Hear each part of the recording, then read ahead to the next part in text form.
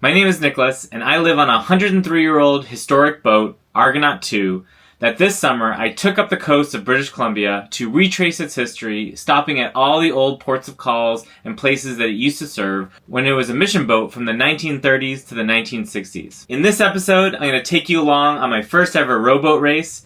We're going to get a tour of some beautiful boats, including Blue Peter. I'm also going to take you through the Port Townsend Wooden Boat Festival, which for me started off with a party that celebrated this past year's Race to Alaska. 3, 2, 1.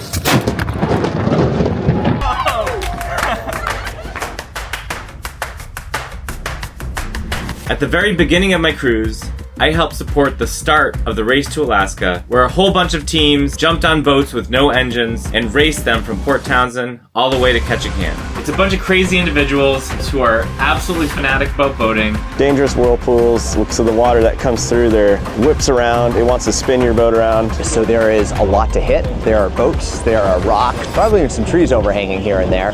If you don't know anything about it, you should check it out. If you're a little bit crazy, you should maybe consider participating in it in 2026.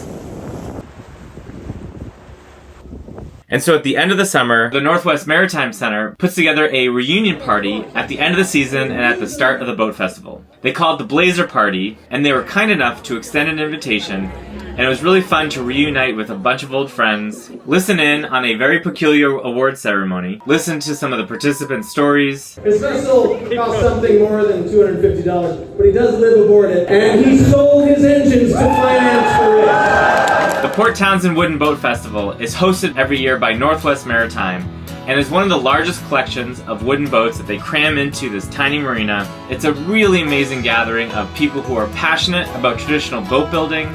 There's all kinds of classes and events, tradespeople, and of course, some beautiful historic yachts to walk through.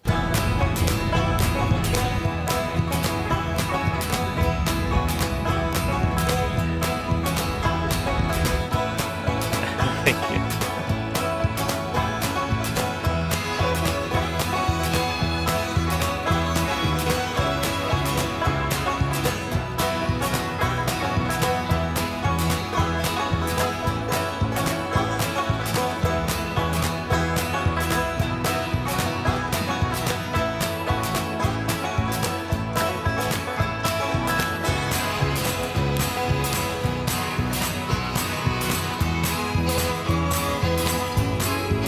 Beautiful hazy sunrise right now.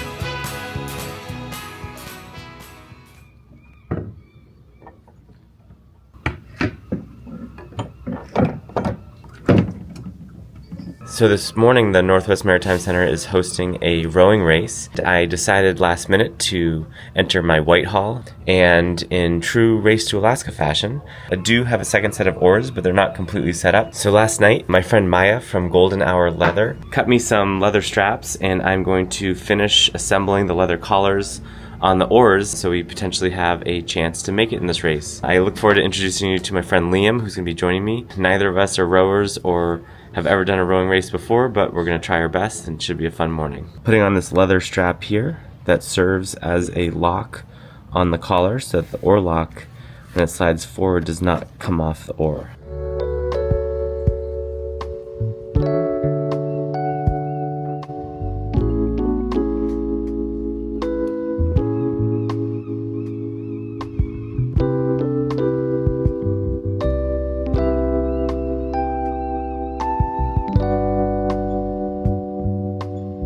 Making some tapered edges so that it fares when I wrap around the collar.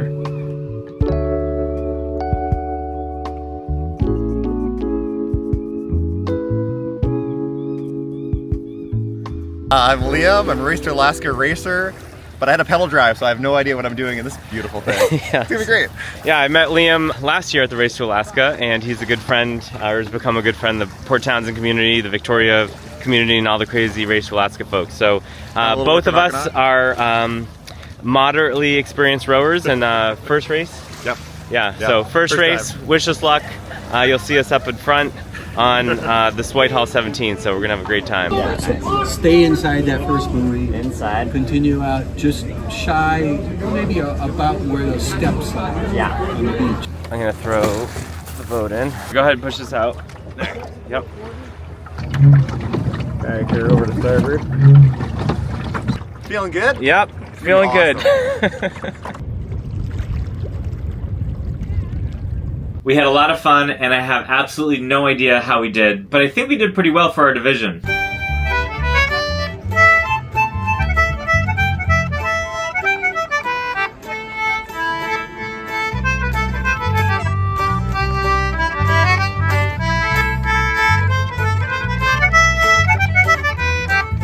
Later that day, I had another opportunity to get out on the water, this time with my friends on Tally Ho, to go out for the schooner race, which never really happened, but we enjoyed a lovely sail and was able to get away from the chaos of the show just for a couple hours.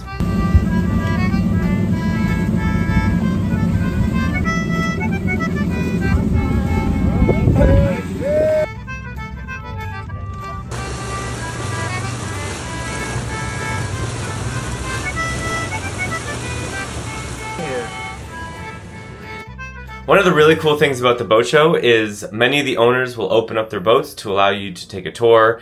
It's a great place to see the different interiors and learn about the history of all these beautiful boats. Today I'm on Blue Peter with a friend of mine, Scotty, who is a captain of the yacht, and he's going to take us through a walkthrough of the boat. Welcome aboard the Motor Yacht Blue Peter. My name is Scott Gino and I'm the captain of the yacht.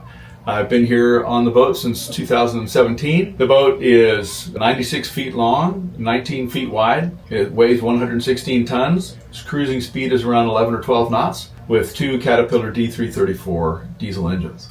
It was put in the water in time for opening day boating season in May of 1928, and it's been maintained by 5 owners since that time. I started running boats for hire. I couldn't believe I was actually going to get paid to drive boats around, starting in about 1987. And I was working on traditional rig sailing ships, kind of a piratey looking yar fellow with a big beard, etc. And one of the winters that I took off and came out here to the Pacific Northwest in 1996, I discovered Seattle and the general area here and the cruising, and I decided I'm never going back. This is the pilot house of the boat. It's where we operate the boat from and control it. I call it my office. Lots of visibility. And if we walk out on the side deck, I can see all down either side of the boat. It's a great place to run the boat from. Normally I run the boat with just myself and the cook, because the cook can also come up on deck and run dock lines for us. We can accommodate 8 overnight guests, 12 for day trips. This is the owner's stateroom. It's the forwardmost stateroom in the boat. And that's the head and shower right in there. And the owners are very comfortable in this space. This is a solid teak dresser. Now let's do the dining salon. So this is the forward companionway going down the dining salon. We usually have our dinners down here. We can serve 9 people. And normally we'll put breakfast and lunch gear here, and people will take their plates out of here, load up their plate, and go up to the aft deck for a daytime meal. This galley was rebuilt in 2003, and it's all finished in stainless steel and soapstone. Refrigerator, freezer, another freezer up in the forward here in the cruise quarters, and there's a washer and dryer up in the cruise quarters as well with their head and shower. So this is the main salon. It's a big luxurious room, and right here is our fireplace that was installed when the boat was built, and we use it almost every day. And there's the mirror. Yep. You might have to do something about that. The aft passenger quarters. This is what we call the aft master. It's got a double bed. It's the biggest bed on the boat. Everybody who stays on the boat has a bathrobe for their use. And we have a 1909 Pullman train car sink, which got a little repair on it, but it's still a working sink. And people come here and do this with their sink, and then the drain is in the console back here. Classic antique piece. There's a secret little head down in here. That's great. So when people are in this room, they can really hide out. When the boat is underway, you're protected from the wind by the house back behind me, and it's very comfortable, aromatic. There's lots of breeze blowing, but not enough to turn the pages in your book. Shall I give it scale by sitting? Part of mysticism, part Quarter deck were right for song. Such an ugly bunch you never seen before. There was a... That's all for this week. I know it's a short film, but next week I'm going to come with my final video of the cruising season. And then we're gonna get into a lot of what I do in the off season, different projects, other little boat missions that we go on, and getting ready for some bigger projects that are coming up in the following year. If you like these kind of videos, please subscribe and do consider becoming one of my Patreons. I am trying to fundraise money to do some big restoration projects on Argonaut in the coming year, which if I can raise the money, I plan to do up in Port Townsend. And hopefully we can give this boat another 100 years of history, and I'll see you all next time.